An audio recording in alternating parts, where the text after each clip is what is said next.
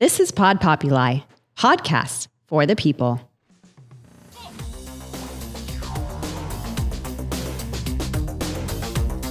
And back at it with another episode of Under Pressure. So excited to be joined by Kyle Green, a man who is building an empire, a restaurant empire on the Treasure Coast. Kyle, thank you so much for joining us. Thank you for having me. It's good to be here. So you have Kyle G's restaurants. Yes. You are absolutely killing it. But give us a little bit of your background. How'd you get to that point? Yeah. So, I think it started with, God, I was like a young teenager, like 12 or 13. And my dad's company was High Tide Boat Lifts up in Fort Pierce. They manufacture boat lifts. And, I'll give you the short version, but basically, I wanted to save up money to buy a car. And I was like, I'm like, whatever, 14. I want to get a license, drive a car. I was tired of taking the bus. Didn't matter what kind of car. Didn't matter what. As long as it had four wheels and could drive. And he's like, well, how are you going to pay for it? And, I'm like young. I'm like 12, 11. I'm like, oh, you're going to buy it, Dad. And he's like, yeah, you're going to go work your ass off like I did. And I said, okay. Well, how do I do that? I can't get a job. Nobody will hire me. So he put me in the warehouse and over summer. And basically, I worked for about 3 summers, right, in the boat lift manufacturing world. And I was, wiring like the small little electric motors. I was cutting cables. I was getting all the brackets together and filling orders. And I was like, in hindsight, I was developing my work ethic, right? Mm-hmm. So then, fast forward, now I'm about 16.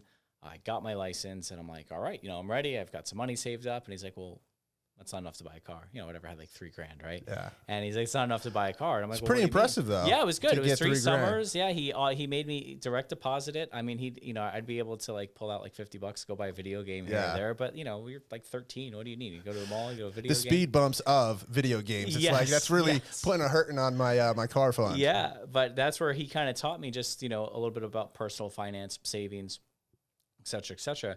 And so that's where I got into the restaurant industry when I was 16. There's this little up where I live in at the time where I lived in Port St. Lucie. There's this, and it's still there today. There's this wings and raw bar. It's called Lefty's Wings and Raw Bar, and a little local spot. And I mean, it was a place you go like and watch all the games, And so I started washing dishes, and I fell in love with the restaurant industry. Being a single child, I've got no brothers, I got no sisters, had a bunch of friends. But all of a sudden you walk into this ecosystem where you have now I have like 40 brothers and sisters. There's chaos going on. Like I'm making a bunch of cash, helping bust tables. Girls are flirting with me. Like, you're like, this is the best thing ever. This is great. Like, how do I get more of this, right? And so I fell in love with it. I worked my way through high school in the restaurants. And I knew I didn't want to do 4-year college. I was just, I was doing really well in school. I had great GPA. I had honors. I had like so many credits. I was like getting out at like 11 a.m. I was done with school for the day, and I'm like I'm almost done. I can't do this shit anymore. Right? I'm not going to 4 years. And so my general manager, I was a line cook now at this point at the Ruby Tuesdays that was there. He's like, why don't you go to culinary school? What do you think about that? And like at that time, like Emeril Lagasse was big on TV. Yeah. Like Gordon Ramsay. He's the BAM guy, right? Yeah, yeah. And it's funny enough, I actually ended up working for him. Gordon Ramsay was like on season 1 of Hell's Kitchen. You know what I mean? Like it was the time where like Anthony Bourdain was like the man. It was like the golden era of like the celebrity chef world. And I was like, yeah, that's something I could do. So I went to culinary school. And I kind of just got after it, man. I always had 2 jobs after I graduated culinary school. I had a day job, a night job, and I just worked my ass off. So that's kind of how it got started. I fell in love with it, and then we can get into whatever details from there. But it was that's kind of the genesis of how I got in the restaurant industry. I like how you said when you were in college, you didn't know kind of which direction you were going to go in, because I took a similar path. Mm-hmm. I was like about to get my AA. I'm like, what am I actually going to do with my life? I could not find, almost what was my purpose. Then I found out about the Connecticut School of Broadcasting. Yeah. It's basically a trade school for broadcasters. Went to that thinking I was going to be like a hotshot ESPN anchor because I love sports. Yep. And I just kind of fell into radio. Yeah. Radio led to, you know, my 15 years at iHeart and now this podcast. So Sure. I kind of can 100% relate to that, like crossroads in life. It's like, where are we going to go? And then it's funny that you just found restaurants from a single only child to a dysfunctional family, because that is one thing I love about restaurants, because I also have a background in serving. I still serve now. Nice. It's just people don't understand just how perfectly dysfunctional most people in restaurants are. And 100%. it's a fun time every single time. It is like a case study of like human nature. Yeah. And then, so once you got out of culinary school, did you then work for Emerald or? Yeah. So How'd that happen? That had to be pretty it was freaking awesome. Yeah. So, you know, I think it kind of fits, you know, kind of your whole Under aspect pressure. of under pressure. Yeah. So when I was in high school, going back to when my GM says, hey, maybe you should go to culinary school, right? So I come home and I tell my dad, I think I want to, you know, do this chef thing, because he wanted me to go like work for him, you know, after high school, go to school at night, kind of do what he did with his dad. Yeah. And I'm like, man, I just, you know, I love it, you know, and I'm like, you're successful, but I want my own path, you know? And so I'm like, I think I want to do this chef thing. I want to go to culinary school. And he's like, what are you, fucking crazy? He's like, you're going to work 1 million hours a week, no family, you know. He's like, you're nuts. And I'm like, but I'm good at it and I like it. And look at what, you know, Emerald does and Gordon Ramsay does. And he goes, if you really want to do it, because I was still in high school at this time. Okay. And he's like, if you really, really want to do it before you commit to culinary school and all these things, he's like, go work at a professional restaurant. He's like, get out of Ruby Tuesdays. Yeah. No disrespect to Ruby Tuesdays, no but disrespect. yes, I cut there my are teeth levels. There are levels. They taught me how to thing. hustle, so nothing wrong there. But he's like, go get in a professional chef driven restaurant. And I'm like, Dad, I go to Tropical Smoothie. Like, where? I don't even know what that means. And he's like, go to this place called Roddy's. And Roddy's is this big beachfront restaurant out on the ocean up in St. Lucie County. Spoiler alert, it's where Kyle G's is today. Oh, so there's a whole full circle thing here. And I'm all in right now, Kyle. I'm all in on this. So I go and I work. I go and I get hired there. The chef hires me as like a vegetable prep person / like salad guy. And so I get in there and I'm like, cool, this is my shot, man. Like, you know, there's guys in chef coats, like my first time working in a restaurant with chef coats, you know, people setting things on fire in pans, like big, like shellfish platters and lobsters and like really cool stuff going on. And I'm like, oh, this is now, like, I'm in it even more now. And so I worked there for about a year, and then Hurricanes Gene and Francis, when they came through, they literally, the eye passed over the building. The owner shut the building down, and then so the chef from there, about a year later, he and I met back up, and during all of this, my father had passed away. He passed away when I was 19 with lung cancer, and you know, I had like a really small inheritance from like an investment property. He had a little condo. And I sold that, and the chef and I, we went into business together, right? I graduated culinary school, and we opened this, you know, 100-seat restaurant called the Brick Wall Grill, and up in Stewart. And we opened in October 2006.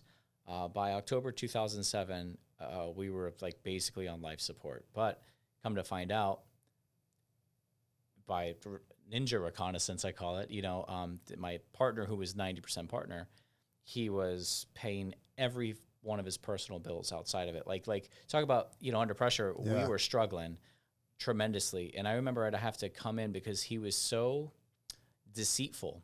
I would have to come in after I knew he was gone, and you know, he'd like have like after parties with his friends there. So I'd have to come in at like 3 a.m.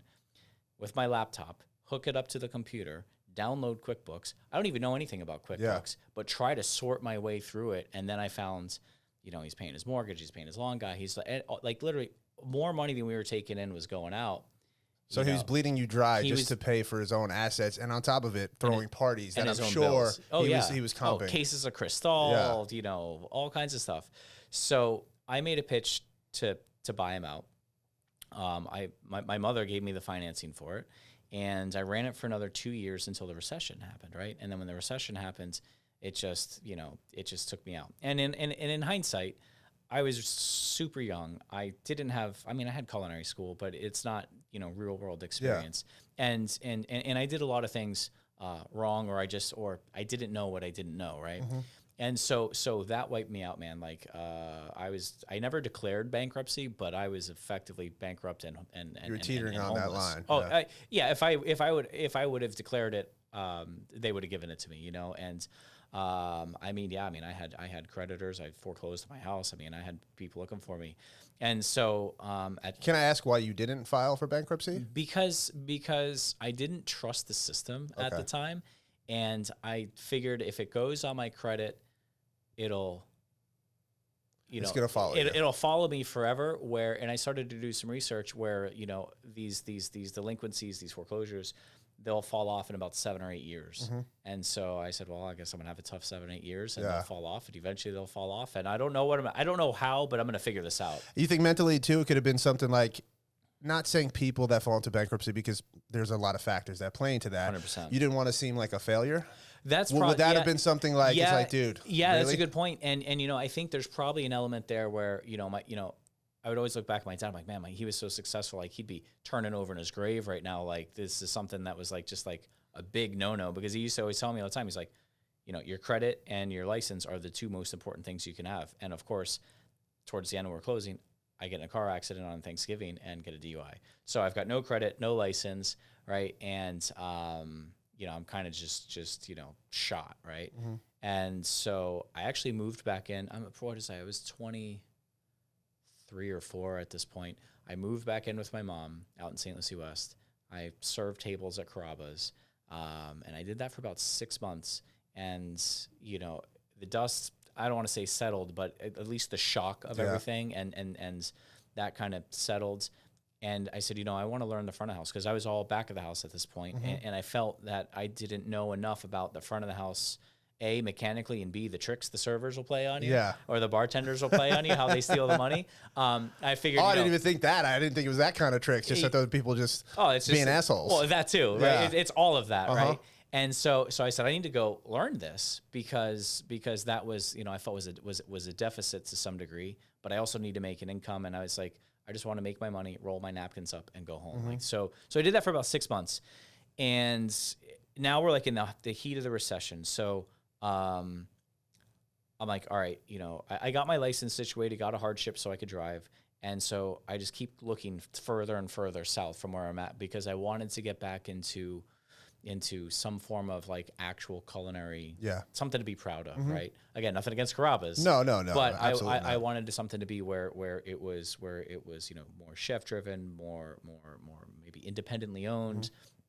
And so I remember in culinary school and having I lived down here when I was in culinary school up in Abacoa. Spoto's Oyster Bar was like the deal, and then he had, and it was right here in these plazas here. And then then he had. I think it still is there. It is still there, and he had a second one here called Oakwood Grill. Okay. And so I applied there to be a server, and I mean, I remember walking up and down PGA Boulevard when all this stuff here was built, just in a suit in like September with resumes in my backpack. Like, it was so hot, I was sweating through the suit, through the backpack, like my resumes were damp, you know what I mean? Like, and I would just walk up the 2-3 miles here, pass out resumes. Into work. Kyle, I might put you just next to the Under Pressure logo, because you, sir, are the definition of under pressure. Hard. And so I got hired at Oakwood Grill, and it was like, we just weren't busy. The recession was hurting everybody. I would make like $30 a night, and we didn't have Uber. I had to call a taxi. My taxi would cost me $20 to get here. So no way to live making $10, $10 a day. I mean, I remember like rationing like eggs and like bread. Like, it was wild. Now that's a pipe dream. Even how successful you are. Eggs are too much to buy. It's insane, and that's why, like, when people don't, they see me now and they're like, oh, well, blah, blah, blah. And I'm like, dude, you have no idea like what happened. So I finally get my license sorted, and then I keep looking further south, and I look further south, and I look further south, and I'm still living in Abacoa at the time, and dude, nothing was hiring. I mean, I would go to, after this wasn't panning out, I was still working, but I just wasn't making any money. I'm looking, and City Place, nothing. Palm Beach Island, nothing. Fort Lauderdale, nothing. Miami. Finally, I see this ad on Craigslist for a line cook at Emerald's in South Beach, and I've always just loved watching Emerald, and I'm like, oh, I like Miami. I'm like, Why not? At this point, you were like, it, fuck it. Yeah, exactly. Yeah, Took the words out of my mouth. Like, fuck what else am I going to do? So I drove down there, and there was a line of probably like 50 people there, and I was maybe like 12th in line, whatever. I was towards the front, and the executive chef's just interviewing people, and he's looking at so I finally get in front of him, and he's looking at my resume, and he's like, "You worked at Mark's in City Place?" Because I worked there when I was in culinary school. And I was like, yeah. And he's like, you know Chef Roy? And I said, yeah. And he's like, tell me about this, that. So I was answering all his questions. And he's like, I worked at the Marks in, Fort Lauderdale and Meisner. And, I was the chef there. And Roy was the chef at your spot and City Place. He's like, so I know Roy really well. And I was like, oh, yeah, that's great, man. That's cool. Awesome, He's like, what's Roy going to say if I call him right now? What's he going to say about you? I said, he's going to say that, he liked working with me. And, I've learned the whole line and this, that, the other. Please tell me he called him. Dude, he picked up his phone right there. Yes. And Roy at this point was out in, I think, Las Vegas. He's, Chef, what's up? Chef Brian. He's like, what's up with this Kyle Green guy? Like, what's up? And Roy's like, hire him. He's like, just hire him right now. He'll take great care of you. Blah blah blah. So the chef hangs up his phone and he's like, go tell all those guys to go home. And I was like, that's fucking awesome. I was like, all right, man, let's do it. And so awesome. And he's like, where do you live? I'm like, Jupiter. He's like, you're going to drive down here every day? And I was like, yeah. I'm like, you give me a job. I'll be here every day, an hour early. And I said, and I'll save up enough money to buy or get an apartment, rent an apartment here. And that's exactly what I did. I drove from Jupiter to South Beach for about 3 months till I had enough cash to get, first, last security on an apartment that I could then walk to and from Emerald. So I was on 15th and Collins. Or I was on 15th and Drexel, and Emerald's was at the Lowe's Hotel in 15th and Collins. And so I got situated there and worked there, and it was awesome, man. I was there for about a year, and then they came in and they fired the chef, they fired the sous chef, and they're like, yeah, we got 6 months left on our lease with the hotel, and we're out. And I was like, oh shit. So I picked up a second job at Smith & Walensky down there at the steakhouse. So I was cooking for Emerald's at night, and I was working as a server for lunch at Smith & Walensky during the day, because the cash was great. It's right there in South Point Park, and the place was awesome. And I've just always loved steakhouses. And I remember I had gone there, a couple times prior, before I was bankrupt, and I was like, this place is cool. So when they said, hey, this is it, where there's no sous chef position for you, or maybe you want to move to Orlando, and I'm like, no, I don't want to go to Orlando. Yeah. So I just went full time with Smith & Walensky, and as a server there, I was killing it, man, and got myself pretty much out of debt, got myself situated, and I learned a tremendous amount about fine dining at the steakhouse level there. At that point, probably after about 2 years, my mom was going through it, man. She missed my dad. It's probably like 5-6 years he had been gone at this point. So she lives up in St. Lucie. So I moved back to Abacoa. And I was working at the Capitol Grill right down the road here. And I was there for like 2 years as a server. So I could still do what I was doing. I made great money, but I could still be a little bit closer to mom. No, that's great. So after that, I really wanted to, I really wanted to get back into management. And there was this country club back up at St. Lucie that I applied at for F&B position, F&B director. I got it.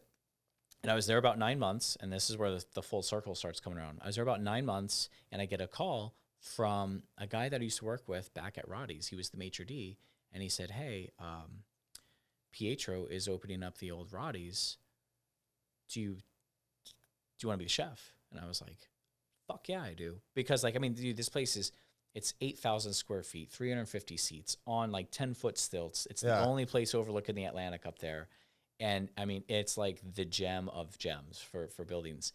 And so, so what ended up happening was I interviewed with Pietro, because he was leasing it from this, really wealthy gentleman who's now my landlord, who bought the building and renovated it finally. Is he the guy that has that big ass house up there? Yeah, and that does house all the lights on Christmas time. Absolutely freaking incredible. Dude, amazing. He throws parties there?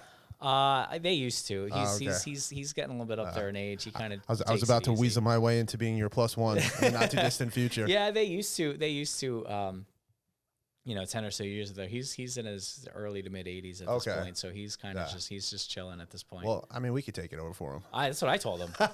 So anyway, I interview with Pietro, and this is like 2013 2013. Yeah, 2013. And he hires me to be the executive chef. So I get to be in charge of writing the menu. I get to be in charge of hiring. I mean, everything I ever wanted, right? Mm-hmm. And just that it was full circle back from where I really kind of learned how to cook. I mean, like the coolest thing was when I was making, when we got everything up and running and open, and I put, the first round of veal bones in the oven to make veal stock, which was like the first thing that was made in that building since it closed from the hurricanes. Like it was so like sentimental, you know? And so I take the position, and it's kind of cool. A little backstory is Pietro was the original general manager of Roddy's back in from 1999, 2000. So it's just like there was a lot of like full circle there. I was with him for about a year, and Pietro was a really old Italian, hard-nosed, independent restaurant owner who would just like scream and yell and curse at his servers in front of the tables. I mean, you're talking like from the 60s and 70s where he cut his teeth in like Italy, right? Yeah. This dude did not give a fuck. Like he would be like, "You fucking whatever." Like I don't know. I don't want to curse much on your podcast. You can keep cursing. It's fine. Like, we don't have a limit. Yeah, he'd be like, "You fucking blah, blah, blah." Like if they forgot a steak knife, and I mean, he'd grab them by the arm and rip them away from the table while they're like got a tray of martinis in their hand. Like, dude, it was a disaster. Everybody there was under pressure. Yeah, oh yeah. I mean, he would tell me, you can't hire anybody, you can't give anybody a raise. And then like he would, because he's from the hotels, and at the hotels you'd have like 30-minute lunch breaks. So if you worked an 8-hour day, you really worked 8.5 because you clocked out for your lunch break and then you clocked back in. Dude, this guy was taking 30 minutes away from people if they worked more than 8 hours illegally on their time clocks. Are you kidding me? No. And so like my cooks would be like, dude, I had 43 hours of, 3 hours of overtime, but I'm getting paid for 37 hours because he'd take 30 minutes off every day that they worked over 8 hours. I mean, there was just so much just morally, it drove me nuts of how he treated people.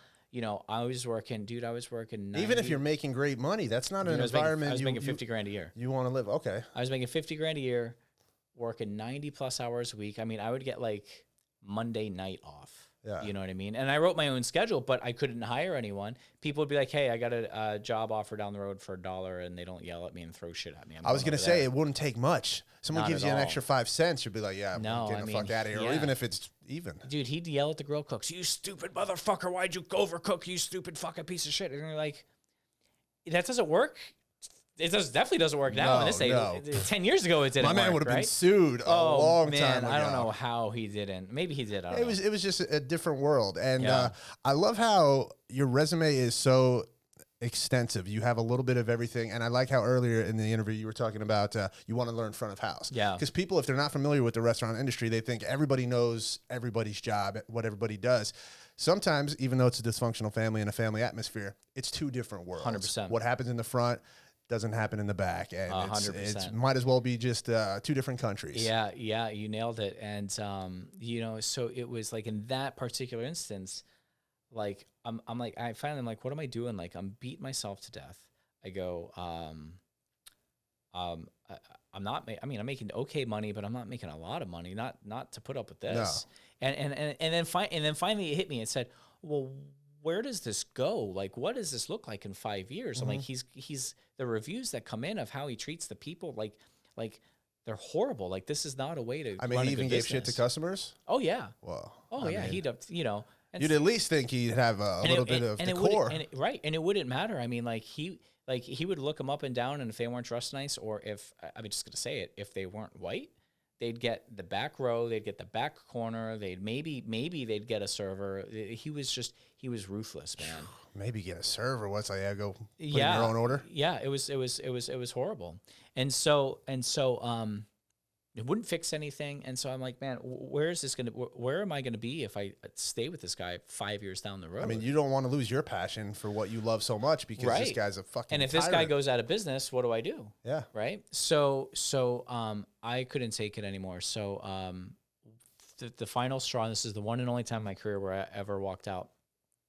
I mean, look, I built the recipes. Mm-hmm. I did all the costing. I was doing all the inventory because I love math. Yeah. So I was figuring out all the food costs and the purchasing rates and inventories and all of that, labor costs. And so I was really kind of doing it all. I built my own spreadsheets and just figured it out, right? And I remember it was one Monday morning. We had just done a really busy Sunday brunch.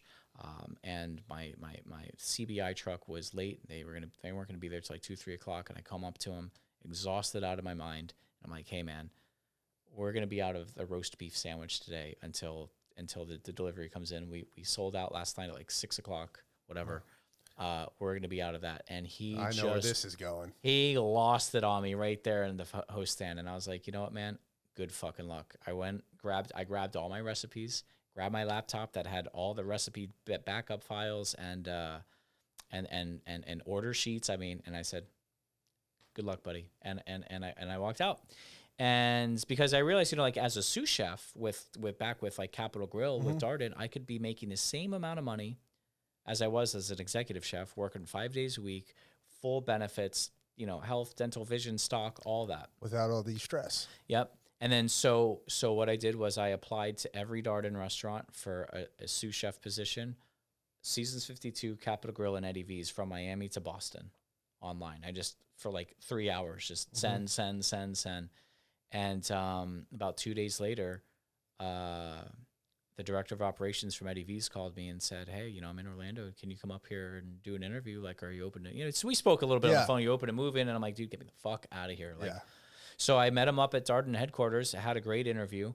And I think the thing that did it, that clinched the deal for me, because he's like, just like you said, your resume is kind of, in his perspective, he's like, you're all over the place. You're front, you're back, you're this, you're that. Like, what do you want to do? They kind of make you think you haven't made up your mind about where you want to go in life. And I told him, and I said, I love the kitchen. I love cooking. I said, and I love steakhouses. I said, what I think my experience brings, and I still think this is true to this day. I said, I told him, I said, I'm not the best chef. And I said, I'm not the best front of house person. I go, but I understand really well what the front of house needs from the kitchen. I understand what the kitchen needs from the front of house. And I understand the math where all these 3 points meet to make the whole machine run and to make it work. And I think, that awareness and humility, I think that was the deal, because he was like, after that, he was like, all right, let's get you set up. And I got the offer. I moved to Orlando. I did about 4 or 5 months there. 3 were training, 2 we were just piggybacking, because I was supposed to go to the Tyson's Corner one in Virginia to open it. It got delayed. And then it was really cool. The sous chef in La Jolla, California, Eddie V's, which is like kind of the equivalent of my restaurant out on the beach now, but like on a cliff in La Jolla, Eddie V's overlooking the Pacific, that the sous chef got another job, whatever. And they're like, and they have opposite seasons. So like we were in the summer when this happened, and they were busy as shit. They're getting wrecked, right?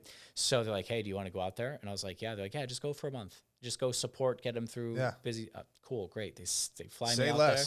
And I'm like, shit, dude, I've never been to California. But so I get in there, and talk about under pressure. So I get there my first day, right? And walk in, chef shows me around. It's like Monday morning, showing me around. And he's like, all right, bye. I'm out to the bar, like 3:30. He's like, run the line with the guys tonight, see how it goes. All right, trial by fire. And I was like, oh shit, all right, cool. I mean, no problem. So, this is, Enrique, this is Silvano, like they're kind of my main guys. I'll show you around, whatever.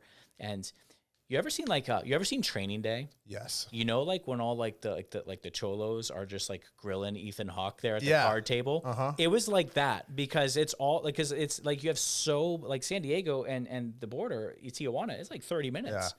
And so like I hope nobody asked if you ever got your shit packed in. No, they didn't ask me that. They didn't. It's funny. I was just watching Training Day the other day, and I was like, "Fuck, that reminds me of my first day at Eddie V's." And no, but these guys, they were just grilling me, because they're like, "Who's this gringo coming in? This guy's our boss. Like, let's see what he's made out of." So I was like, and they were cool. We got along great, but they were testing me, and I was like, all right, motherfuckers. So I started expoing in Spanish. Oh, they didn't even know you had that card, no bro. idea. So I start and like fucking reverse Uno card them right there. Yeah, man. And like I know restaurant Spanish, and I can like get by in a restaurant and maybe like walking down the street. I'm not that fluent. But I started, but it was enough that they knew that I knew something, and they didn't know what I didn't know. And, they'd say a couple of jokes that I understood the premise of, and I'm like, yeah, that's kind of funny. Went out the window for them, yeah. In Spanish. And, dude, we did like 350 covers on a Monday, just busy as shit. And it went well. I mean, those guys were super talented. It went well. But they were like, okay, Gringo, you can hang with us. Yeah. And, like, from that point on, man, it was like I was kind of brought into the culture. You knew you belonged. Yeah, and it was really cool. So, I was with them for 2 years, and then I did another 2 years with Yard House as executive chef. And then Yard House, I was the chef for the one in the Gas Lamp District in downtown San Diego.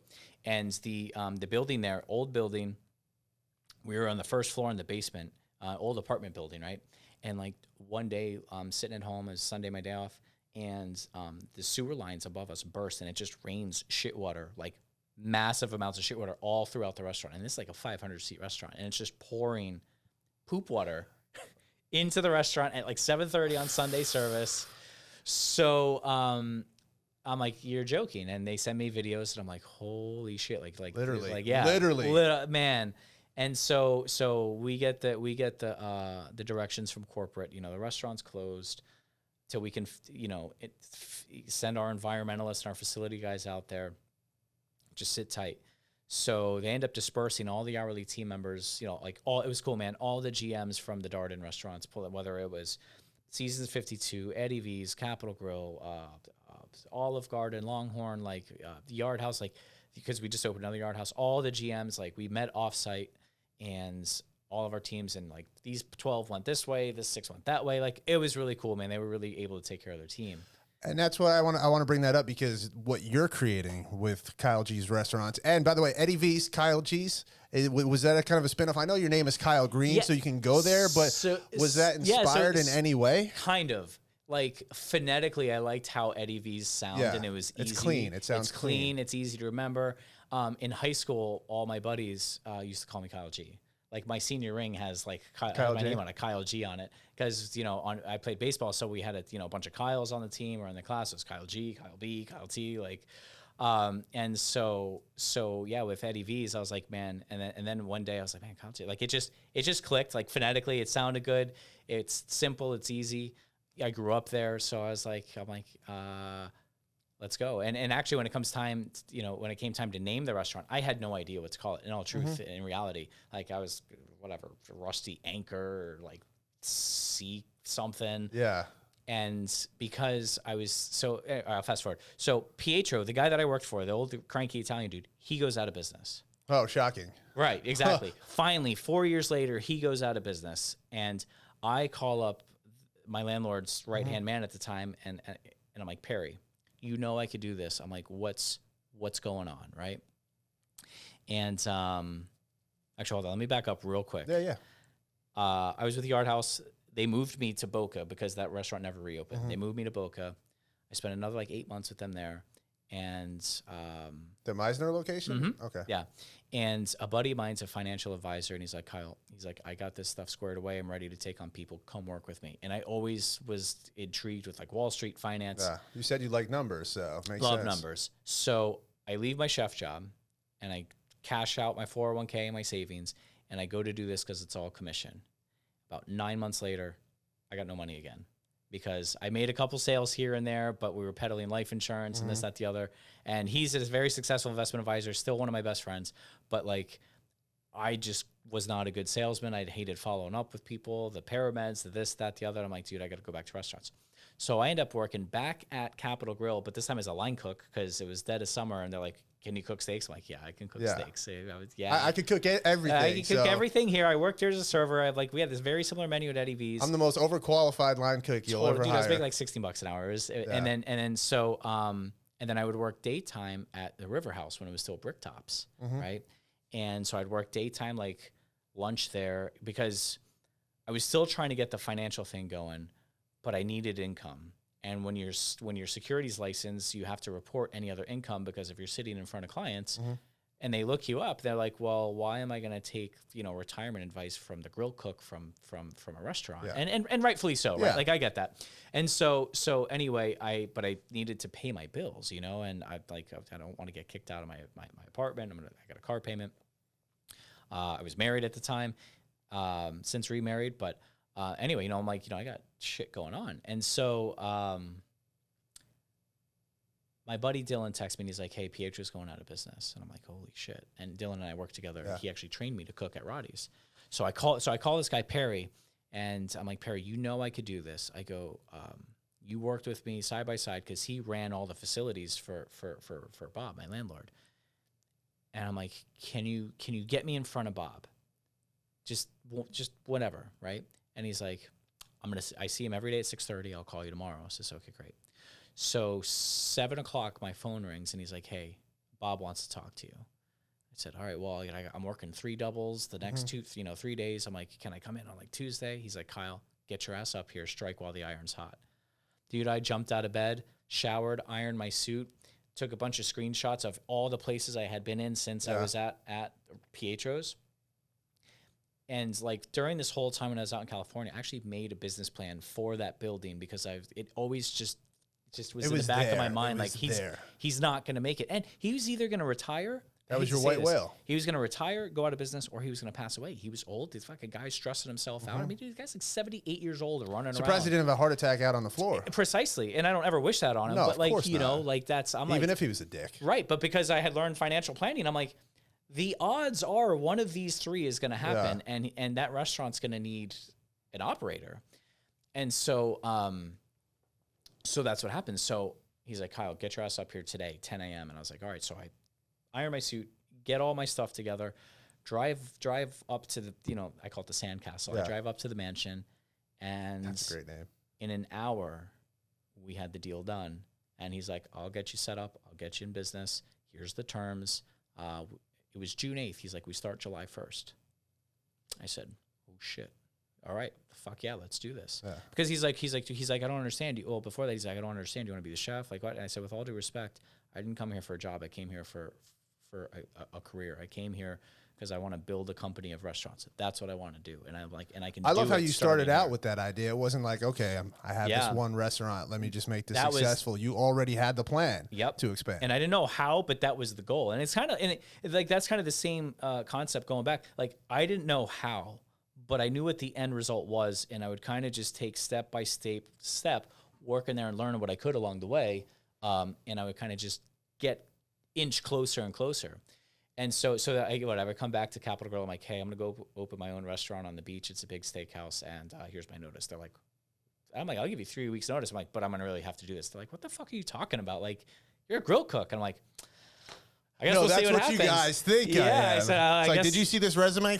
Dude, I was like, we'll see, man. I'm like, but they're like, well, what if this guy screws you? This, that, the other. And I'm like, what's he gonna screw me out of? My $800 my bank account? Yeah. I'm like, good fucking luck. He's like hundreds of millions, if not billions, of net worth. I'm like, I got $800. What's he gonna screw me out of? Like, he didn't ask me for money, nothing. He knows I can't afford it. I'm like, I don't think he was scheming. No. Once you left, he's like, I got this guy. Yeah, and I was like, and even if that was the case. Yeah, that's the case. I'm making exponentially more money doing this. We'll figure it out. And so we opened in September 2017, and we immediately blew away any numbers or records that Pietro had prior, because I had access to all his sales data. We blew it away, and from 2017 all the way up through COVID, I mean, it was phenomenal. Mm-hmm. And it was hard. I mean, shit. I got punched in the head. I got 2 metal plates here over a crab dip. By a customer? Yeah. Yeah. Because it was so delicious. They're like, I need to knock this motherfucker out. It must have been, So I won't even get the details of that story, but they got drunk and inebriated. They didn't like the crab dip. We took it off the menu. Got him a new one. Who does that? Got him a new one. The mom was fucking wasted out of her mind. She mouthed off to me. I said, well, I hope you have a nice day, as they were leaving. And the son sucker punched me right here and cracked whatever the orbital socket and up here. So I got 2 metal plates here. Like, meanwhile, I'm working a million hours a week in my own business now, at least at this point, making it worthwhile. But like, I mean, just the amount of we're doing 800, 900 people a day, lunch and dinner, just cranking people out left and right, guests. Crazy employees, people drinking, my GM's, drunk, passed out under the building. My first day off since we had opened, like 4 months later, I'm finally at home wrestling with my dogs, and I get a call. Oh, this guy's drunk he's passed out. He's got, pineapple crush, our pineapple infused vodka all over him in the sand. I'm like, what the fuck is going on? Like, the stories are just crazy. We would need a part 2 for that. We would. There's so many different stories. But anyway, so going up to all this, the first 2 years, awesome. And I'm like, all right, I want to open another restaurant. We're so far east. I want to do something, out in St. Lucie West where I went to high school out there. A lot of people don't drive an hour out this way. And so, I couldn't get a broker to call me back, right? I've looked at spots.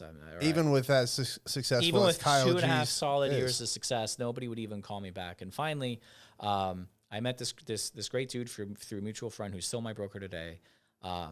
And he says, "Hey, I got this old John Smith subs that's not even on the market yet. I know, the landlord." He's like, "It's coming online." He's like, "I think it'd be perfect for what you're trying to do. I was going to do like a nice little like oyster bar and like a offshoot of what we do on the beach, like a smaller version of it." And we were just going to get it was 2 bays. We were just going to get half of it, the John Smith subside. And so we go through the negotiating, late 2019, and finally, like the third week of February of 2020, I signed the lease, and then 2 weeks later, the world closes because of COVID. Yeah. And I'm like, oh shit, And I mean, the whole COVID experience. So I got this lease signed. The world closes. All my employees, I got 150 employees looking at me like, what do we do? I didn't know what to do. We actually rallied and we were making food for families for free that were then free to them. And they were getting sponsored by like the Boys and Girls Club and the Community Foundation up there. And then we actually set up at the fairgrounds like a drive-through for like bottled water, toilet paper, canned food, dry food, because we could get it from our distributors. Yeah. Nobody else could get it. So we set up like an online ordering thing. We're prepping food at the restaurant. We're trucking it over in our van to the fairgrounds. We've got like coolers set up there. People are ordering food online, paying for it, and they're just come. They pop their trunk. We load their order in. They close it. They're getting like family style like trays of like meatballs, lasagna, ribs. Like, dude, it was and wild. People don't forget that. No, they still talk to me about it to this day. And we did that for about a month straight. And I told my team, whoever wants to come work, if you feel comfortable, come work. If you want to stay home, stay home. We'll figure it out. And we had enough people that wanted to come. And like the great thing was until they figured out all that like additional unemployment stuff of like the compensation, for those first 3-4 weeks, we were able to provide our team enough income so they could at least put food on their table for their families and their kids and not get behind in bills. So like we didn't make any money, but that wasn't the point. The point was, hey, how do we take care of our community, And, I think part of that is just because of how you struggled, and you never would want someone in that situation. And you're the complete opposite of everybody 100%. That unfortunately you've had run-ins with that were douches, from their first business partner to fucking that douchey Italian. Yep. And Congressman Brian Mast, his chief of staff, and I, we had met because we did a benefit for the Bahamas when they got decimated by the hurricanes.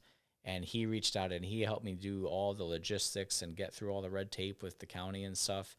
And so we just had a great partnership, and we got that up and running, and we helped. I think we fed like 15,000 people for free in the first 3 weeks. Wow! The people that needed it, seniors, children with special needs, low income families that were able to get a big ass tray of ribs and beans and potatoes and vegetables. Like, dude, it was awesome. So. Anyway, we reopen, right? And this is where the expansion started to happen. I still got this lease out there, right? And during COVID, I'm like, well, fuck it. Tell them to give me the other half. I said, and they're like, what do you want to expand in COVID? I said, yeah. I go, either the world's not going to reopen and we're all fucked. I'm like, and then it doesn't matter. I said, or if we reopen on the back end of this, I now have a space large enough to get my liquor license, and that'll actually help me be more profitable and be more successful. Because the other half of the bay was empty. And so I'm like, I don't want to put any more money down, but I want it for the same rate. And they were like, yeah, fuck it, take it. Because they're looking for anything they can get too. Yeah, so perfect. So I was like, spectacular. So we got that up and running. And then I had 2 restaurants in our area that never reopened from COVID. One was across the street from us, and one was the first Oaken number off Becker Road. So we jumped on those, capitalized on those. We built out the Oyster Bar. That one opened. And then the downtown Stewart, Oaken number, that place was an Italian restaurant. They were struggling on the reopening from COVID. They're older gentlemen, great guys, but they're real estate guys. They're land developers and this, that, the other. They wanted nothing to do with the restaurant. They liked me. My broker got an inroad, and we opened that restaurant. And then, the 2 out in tradition were things that were on the back end of COVID, that developments finally, people are like, hey, we're going to start developing again. my broker got me in with those, and now we're 3 months out from opening Amore Italian Chop House. Well, congrats. So in all, how many restaurants are under the Kyle G So name? there's 7 open. Number 8 will be open in probably late July, let's say. Congrats. Thank And you. every single thing that you've told me and the situations that you have found yourself in, it's been so beneficial that you've worn so many different hats. Yes. I mean, like you said, there was guys that just realtors. It's like some people just want to make money, but don't know how to make money in that certain field. And you could literally do it all. Yeah. Well, the one position I haven't worked is bartender. I always say I like the side of the bar with the seats. I don't like being back there. I get stuck. I get trapped. You know what you got to do? Just hand somebody a beer one time when you're at one of your So restaurants and be like, there you go. Dude, so I'm a bartender now. Beer, wine, and oddly enough, mojitos. Those are the 3 things I can help you with. I can talk to your guests. I can ring in food. I'll get you ice. I'll wash your glasses. Don't ask me to make anything else. Like when we start tipping bottles, I'm out of it. I like how you said mojito. Mojito is sometimes one of the more difficult drinks. I know, but I like how that's the one you have. That's the one I can make. Repertoire. Because I like those. So I don't know, but I'd make them at home, and now I got that figured out. I got the ratios. So yeah, I don't know. Well, honestly, Kyle, I would love to do another episode because we have so much to deep dive into. And congratulations on all this success. And Kyle G's is now a trusted name. If I see that on a restaurant, I'm going to go because I've been fortunate to go to, your first Kyle G's and then Oak and Ember. Yeah. And I absolutely love it. Different vibe. And are you going to get to a point where you will give out that name, or you're going to have to be there from inception? You're going to have to be behind it. Yeah. It won't be something that they can buy into the Kyle G family. Yeah. So you're talking like a franchise model. It's not something that I want to franchise like any of our concepts at this point. Because I've seen a lot of franchise things in the past go the wrong way. Yeah. You never want someone to be talking on a podcast in the future, be like, no offense to Kyle G's. You never want to be a Ruby Tuesdays. Exactly. So I've seen them go the wrong way a lot of times, and you lose a lot of the quality. It's the control, but it's the quality, the control to deliver the quality of food and service. So I think for us, after Amore, at least as far as I'm concerned at this point, there's no new concepts we want to develop. I'd like to be able to build and grow those. And I think at some point, I would rather maybe, at some point I'm going to have to retire, sell one of the concepts or a few of them to maybe a company like a Darden or a private equity company that would then take it and another full circle it. moment. That would be cool. Man, if that would be my dream. In all honesty, if I could build a great brand, sell it to Darden, and kind of work my way back in that ecosphere somewhere, even if it's like for a year as less like advisor for like, let's say Oak and Ember, right? That would be cool. So hey, stranger things have happened. I mean, look at my story. So you never know. I've known you for about 40 plus minutes now, and it is refreshing to see someone who definitely deserves the success they have actually get it, because you have been through a lot. I mean, you are the epitome. I told you, you could be the poster child for Under Pressure. It's been wild. And if you wouldn't mind, I would love to do a whole series of Kyle G's restaurants with Under Pressure. I would love to go out and try each and every one, because I have 2. I have 2 under my belt. But there's 7, and then there's going to be 8 in the summer. So I would love to do that, Kyle. That'd be great. Thank you so much. Thanks, How can buddy. people get in contact with you before we go? If you go on the website, KyleG-restaurants.com, there's submission forms there. I'm on Twitter, the real Kyle G, or X, I guess now, the real Kyle G. Don't worry, you can still say Twitter. I mean, people still say tweets. Does anyone say, I slapped an X there? I personally don't have an Instagram. I don't have the bandwidth to keep up with all this, all the social media. I'm on Facebook, but my friends thing is full. So I guess, through the restaurant submissions, or on X. Cool. All Probably right. the easiest way. Well, that's fantastic. Once again, congrats on all the success. And then, of course, you can find Under Pressure on all major platforms, anywhere you consume your podcast. We're on all social media. So tell your friends about it. Tell your friends to go to Kyle G's Restaurants, because he is the man. So thank you so much. Thanks, buddy. I appreciate it. You got it. Yep.